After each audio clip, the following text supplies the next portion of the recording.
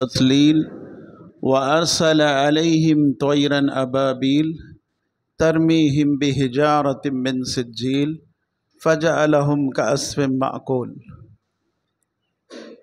మనందరికీ తెలిసినటువంటి సూరా ఇది, సూరే ఫీల్.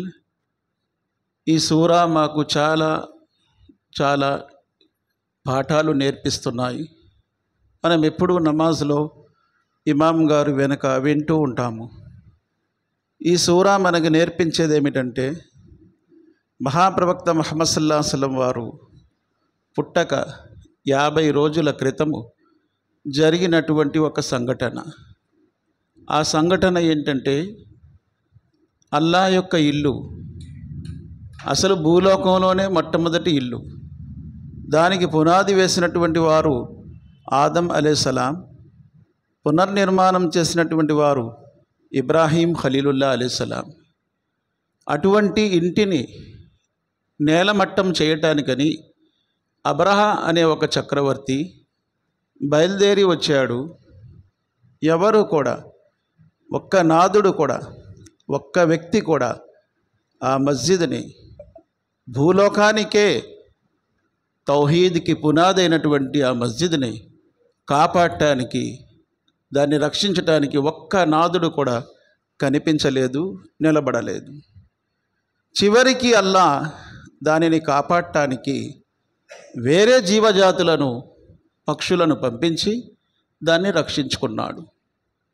అంటే అంతగా అడుగంటిపోయినటువంటి ఆ సమాజము, అంటే ఒక్కరు కూడా అల్లాహ్ యొక్క తౌహీద్ తెలిసిన వారు భూమిపై లేరప్పుడు.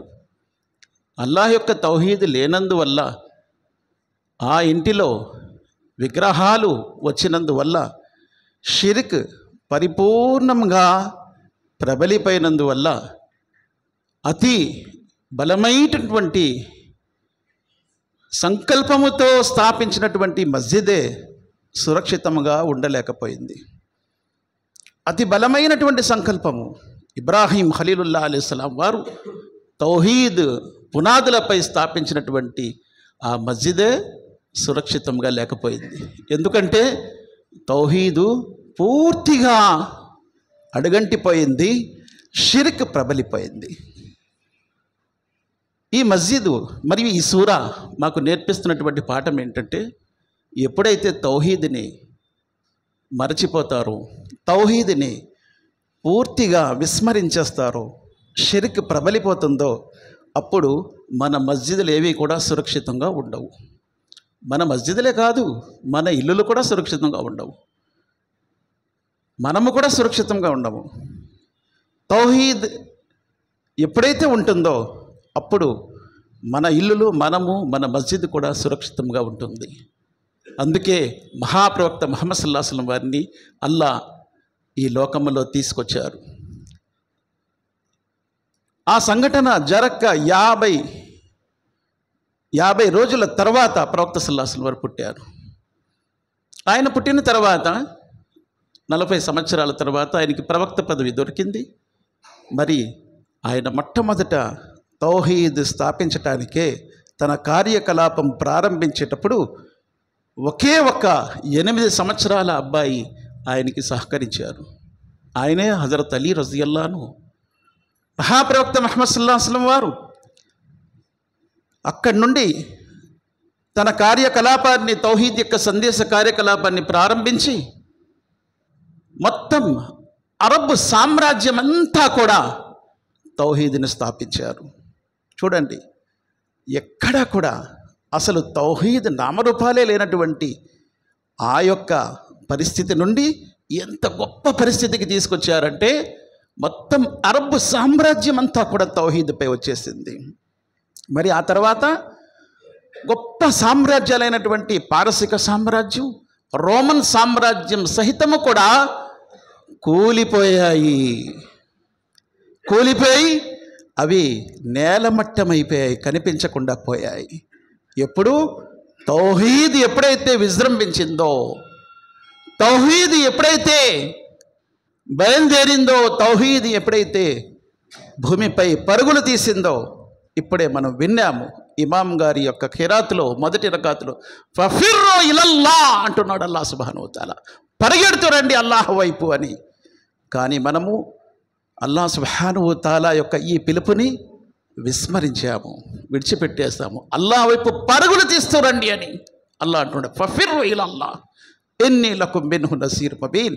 23 సంవత్సరాలు అవిశ్రాంత కృషి చేసి అసలు ఒక్కనాదుడు కూడా తౌహీదుపై లేనటువంటి ఆ స్థితి నుండి ఎటువంటి స్థితికి తీసుకొచ్చారంటే, ఎటువంటి టీముని, ఎటువంటి సంఘాన్ని తయారు చేశారంటే, భూమిపై ఉండే గొప్ప సామ్రాజ్యాలు, రోమన్ సామ్రాజ్యం పతనమైపోయింది, పారసిక సామ్రాజ్యం కూడా పతనమైపోయింది, భూమంతా కూడా తౌహీద్ ప్రబలిపోయింది.